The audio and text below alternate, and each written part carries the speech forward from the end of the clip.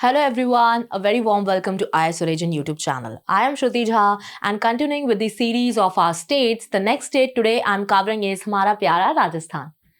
So, Rajasthan को जब आप देखते हो, it is the India's largest state by area. Area में काफ़ी बड़ा जो है वो ऑक्यूपाई करके रखा है राजस्थान ने. उसके अलावा आप देखो that it is also known as the land of maharajas. Definitely, क्योंकि राजपूत ले लीजिए आप, राजपूत का भी जो भी हीरोइक एक इमेज है हमारे मन में, तो उस वजह से काफ़ी ऐसे महाराजास थे. हम जब पढ़ते हैं, जब भी हम फोर्ट्स को स्टडी करते हैं, तो काफ़ी ऐसे महाराजा के नाम से ही राजस्थान को जाना जाता है. इसीलिए इसको जो बोला जाता है वो है लैंड ऑफ महाराजास. ठीक है. It is located in the north west part of India and is also known as for its rich history, vibrant culture and stunning landscapes. अगर आप एरिया की बात करो तो 3,42,239 किलोमीटर स्क्वायर का जो है वो इसका एरिया है. और अगर आप देखो कि भाई किस तरीके से कौन कौन से स्टेट्स जो हैं वो यहाँ पे राजस्थान को बॉर्डर करते हैं, तो आपको देखिए यहाँ पे आपको मिल जाएगा नदन में आपका पंजाब, फिर आपको मिल जाएगा हरियाणा, फिर यहाँ पे आप देख लीजिए उत्तर प्रदेश जो है वो भी जो है वो शेयर करता है बॉर्डर. फिर उसके बाद आप देख लीजिए यहाँ पे मध्य प्रदेश आपको देखने को मिल जाएगा. ठीक है. और पाकिस्तान तो फिर खैर ऊपर से है ही नॉर्दर्न एरिया में, उनका तो फिर क्या ही बोलना है. ठीक है. तो to its north it has Punjab, Uttar Pradesh and Haryana. To its north east and to its south east we have Madhya Pradesh and Gujarat to its south west. ठीक है. तो हम ये देख रहे हैं राजस्थान का. Now what Rajasthan is famous for, किस लिए जो है वो राजस्थान फेमस है. तो आप जब राजस्थान को नाम का आप उनका नाम सुनते हैं तो डेफिनेटली आपके दिमाग में एक सैंड ड्यून या फिर आप डेजर्ट की इमेज बन के आपके सामने आती है. कैमल्स हमको दिखते हैं, फिर हमारे नज़र में फोर्ट्स आ जाते हैं, बिकॉज जयपुर में आप ले लीजिए, जोधपुर में ले लीजिए, उदयपुर में ले लीजिए, काफ़ी आपके हिस्टोरिक और एंशिएंट फोर्ट्स वहाँ पे आपको देखने को मिलते हैं. ठीक है. इसके अलावा आप देखिए कि भाई सैंड ड्यून्स भी हैं, सफारीज के लिए भी राजस्थान काफ़ी फेमस है. ठीक है. तो आप देखिए historic forts and palaces, Amber Fort, City Palace in Jaipur and Mehrangarh Fort in Jodhpur. ठीक है. Certainly these are very attractive sites for having the tourism in Rajasthan. Now when we come to the desert landscapes, the Thar Desert offers a unique experience including the camel safaris and picturesque sand dunes. ठीक है. तो आपको यहाँ पे Thar desert में जो है वो आपको डेजर्ट लैंडस्केप जो देखने को मिलता है, उसके लिए भी राजस्थान काफी फेमस है.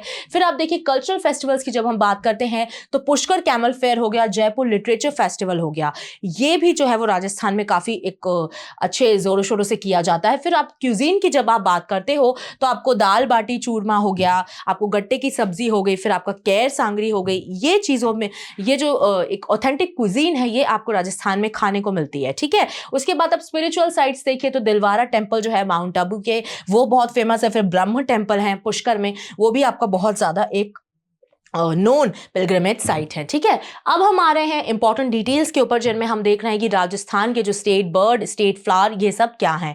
तो स्टेट बर्ड की बात करें तो वो है Indian bustard which is also known as the Godawan. State flower की आप बात करो तो रोहिड़ा, जिसका जो साइंटिफिक नेम है वो है टेकोमिला अंड्यूलटा. ठीक है. स्टेट ट्री जो है वो है खेजरी ट्री. फिर उसके बाद जब आप स्टेट एनिमल को देखोगे तो वो है चिंकारा, इस तरीके से दिखता है, which is also known as the Indian gazelle. और उसके बाद अब जब स्टेट हेरिटेज एनिमल की बात करो तो वो है ड्रोमेडरी कैमल. ठीक है. और इस कैमल को जब आप देखते हो तो डेफिनेटली आपके मन में भी कहीं ना कहीं आपको लगता होगा कि भाई हाँ, हम जो है वो राजस्थान हम आ चुके हैं. ठीक है. अब हम जीआई टैग्स की बात करते हैं कि भाई जीआई टैग्स में राजस्थान में किन किन चीज़ों को, किन किन ऐसे ऑथेंटिक या फिर यूनिक क्राफ्ट्स को जीआई टैग प्राप्त है. तो जो पहला है आपका है बीकानेर कशिकरी क्राफ्ट. इस तरह की वो क्राफ्ट आपको दिखती है. फिर बीकानेरी भुजिया, ये तो हम सब ने खाई है, इसको भी जीआई टैग राजस्थान की तरफ से मिला हुआ है. ठीक है. फिर उदयपुर कोफ्तगरी मेटल क्राफ्ट, इस तरीके की ये मेटल क्राफ्ट है, इसको भी जो है वो जीआई टैग मिला हुआ है. फिर हम देखते हैं जोधपुर बंधेज craft.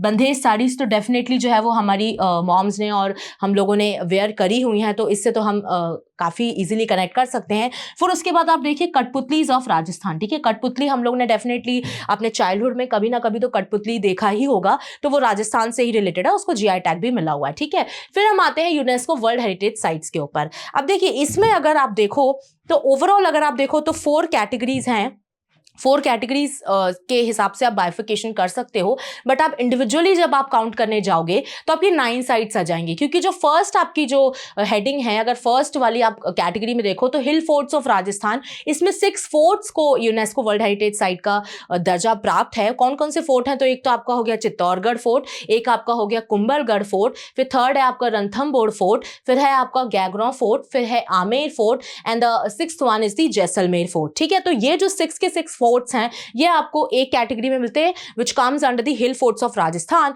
Then second is the Keoladeo National Park, certainly the bird sanctuary, जिस बर्ड के लिए बर्ड ब्रीडिंग हो गई, बर्ड नर्चरिंग हो गई, उसके लिए ये जो नेशनल पार्क है वो काफी ज्यादा जाना जाता है। Okay, now third comes the Jantar Mantar, which is the astronomical notion के उससे काफी ज्यादा इसको एक नोशन, एक बहुत इंपॉर्टेंस है जंतर मंतर की, क्योंकि उस समय पे जब आप अगर एंशिएंट और मिडिवल एरा की आप बात करते हो तो किस तरीके से उस टाइम पे टाइम को मेजर किया जाता था, कब सनराइज होना है, कब सनसेट होना है, या फिर प्लैनेट्स हमारे किस तरीके से मूव करते हैं। तो आपको जो है वो यहाँ पे काफ़ी बड़ा एक सन डायल भी देखने को मिलता है। तो एस्ट्रोनॉमिकली ऑब्जर्वेटरी है जंतर मंतर, ठीक है, और बहुत लोग इसको देखने भी आते हैं। तो टूरिज्म के पर्सपेक्टिव से भी देखो तो राजस्थान में जंतर मंतर काफ़ी ज़्यादा टूरिज्म अट्रैक्ट करता है और इसलिए इसको यूनेस्को वर्ल्ड हेरिटेज साइट का दर्जा प्राप्त है। ठीक है, फिर आप देखो जयपुर हेरिटेज सिटी जो है उसको 2019 में डिक्लेयर किया गया था कि जयपुर हेरिटेज सिटी, पूरी सिटी को ही जो है वो एक हेरिटेज की तरह उन्होंने रख दिया है।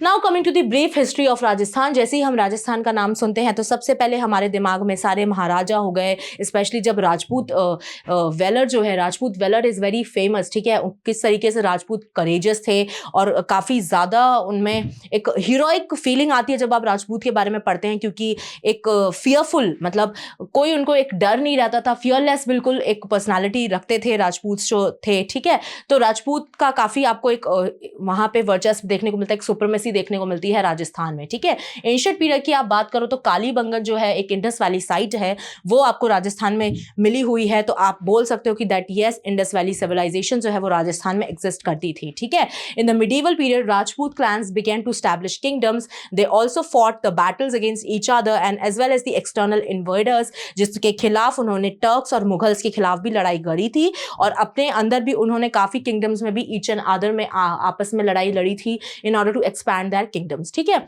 उसके बाद अगर आप मुगल एरा की बात करो तो अकबर ने जो है वो काफ़ी ज़्यादा अलायंसेस वहाँ पे राजपूत रूलर्स के साथ बनाए थे। हमने हिस्ट्री में काफ़ी डिटेल में पढ़ा हुआ है इस चीज़ को। ठीक है, and which led to a period of relative peace and cultural synthesis. ठीक है, तो हमको पता है दैट अकबर की जो आर्मी थी उसमें काफ़ी ज़्यादा उन्होंने राजपूत रूलर्स को एक तरीके से अपनी आर्मी में जगह दी हुई थी। ठीक है, तो इससे उनके जो उनके रिलेशंस थे राजपूत किंगडम्स के साथ वो काफ़ी पीसफुल बने रहे, क्योंकि उनने इस तरीके से बिहेवियर जो है वो राजपूत एक आर्मी या फिर आप बोलो राजपूत लोगों के साथ किया था अकबर ने। ठीक है, अब हम कॉलोनियल रूल की अगर बात करें तो in the 19th century Rajasthan was divided into several princely states. The British established indirect rule allowing local rulers to maintain some autonomy. ठीक है, तो इनडायरेक्ट रूल स्थापित किया था ब्रिटिशर्स ने। Why? Because they wanted the kingdoms to have their own autonomy और वो interfere नहीं करना चाहते थे किसी भी तरीके से। ठीक है, देन रिवोल्ट्स की अगर हम बात करें तो during the first war of independence when we talk about the in the year of 1857, तो काफ़ी ज़्यादा ऐसे जो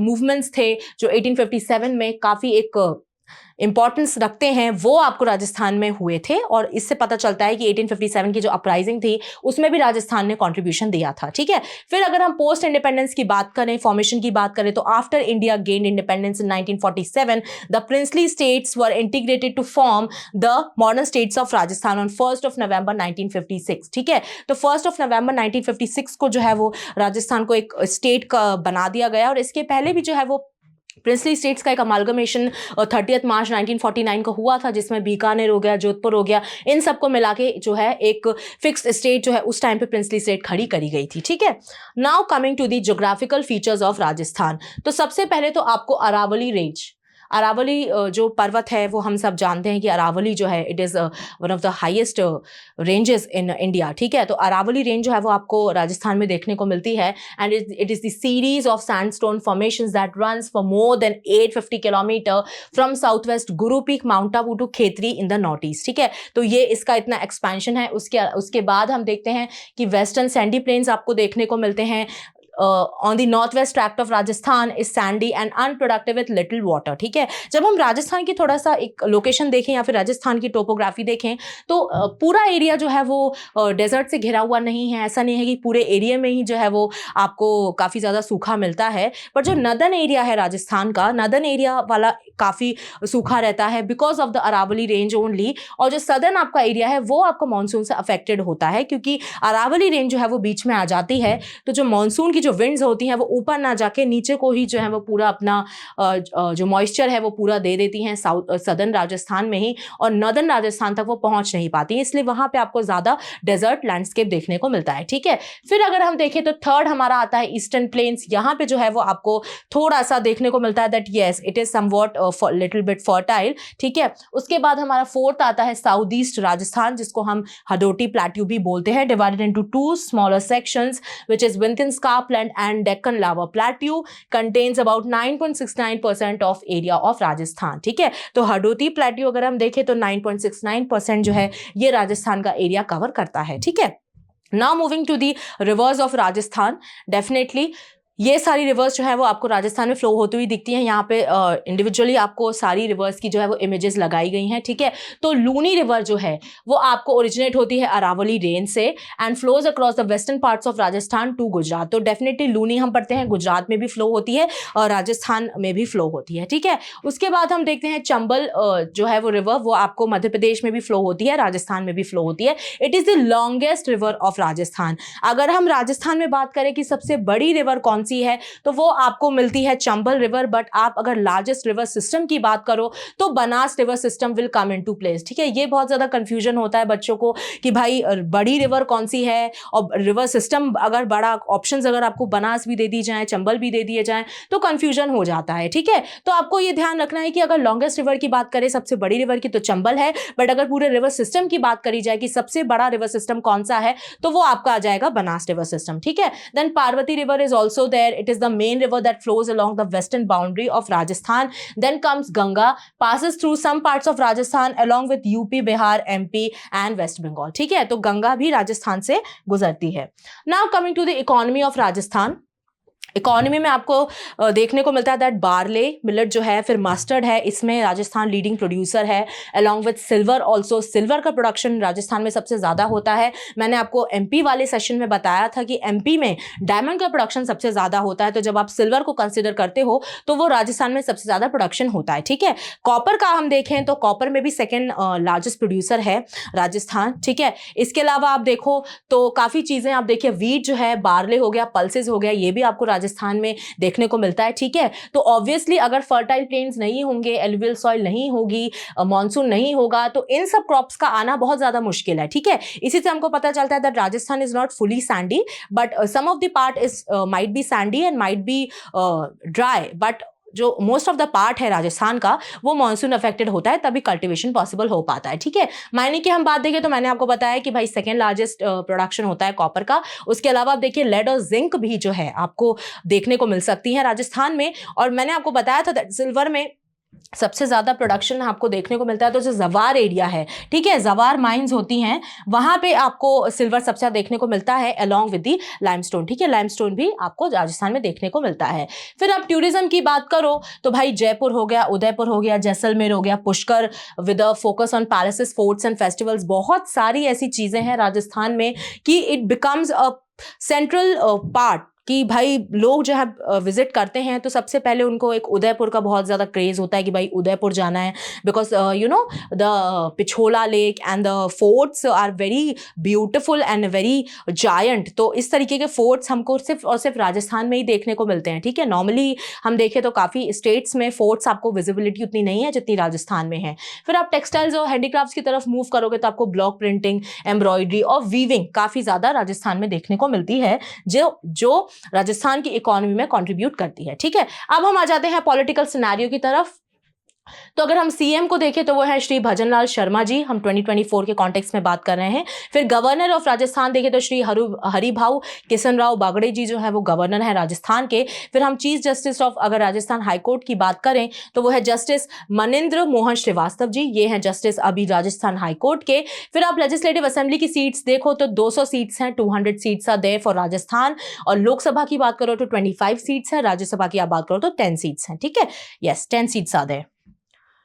now coming to the folk dances, very important, ठीक है। घूमर आपको पता है दैट राजस्थान में होता है, घूमर इस तरीके से प्रैक्टिस किया जाता है, हम लोगों ने भी किया हुआ है बहुत ज्यादा। स्कूल्स वगैरह में घूमर हो गया, कालबेलिया हो गया, डेफिनेटली एनुअल फंक्शंस में सब लोगों ने परफॉर्म किया ही होगा, ठीक है। तो ये कहाँ के फोक डांसेस हैं? तो राजस्थान के फोक डांसेस हैं। मैंने आपको बताया कालबेलिया हो गया, फिर आपका कठपुतली हो गया, ये भी कठपुतली एक तरीके से डांस वहां पे जो प्रैक्टिस होता है उसी को आप कठपुतली डांस बोलते हो। फिर आप देखो गवरी जो है, ठीक है, इस तरीके का होता है वो फोक डांस, तो गवरी, इसको हम गवरी डांस बोलते हैं। फिर आपका आ जाता है कच्ची घोड़ी, जिसमें इस तरीके का प्रॉप दिया जाता है और इस प्रॉप के अंदर आपको जो है ये डांस परफॉर्म करना होता है। उसके बाद आपका आ जाता है तेरा ताली, इस तरीके से झुक के इसको परफॉर्म किया जाता है। और Terah Taali somewhat it is also related to clapping at one place. Now coming to the folk songs, तो फोक सॉन्ग्स में आप देखिए मांड जो है वो फोक सॉन्ग है राजस्थान का। फिर आपको जो है वो पनीहरी जो है वहाँ का एक फोक सॉन्ग है। Then comes the Moomal which is also one of the prominent folk songs of Rajasthan. Then comes the Gorbandh, ठीक है। तो यहाँ पे आपके फोक सॉन्ग्स होते हैं और यहाँ पे ही हमारा सेशन भी होता है खत्म। Thank you so much for watching this session and I hope जितने भी लोग राजस्थान से देख रहे हैं उनको ये सेशन अच्छा लगा होगा। And stay tuned for further more qualitative content to be coming on the channel of IAS Origin। Till then पढ़ते रहिए, खुश रहिए and don't forget to subscribe. जय हिंद, जय भारत।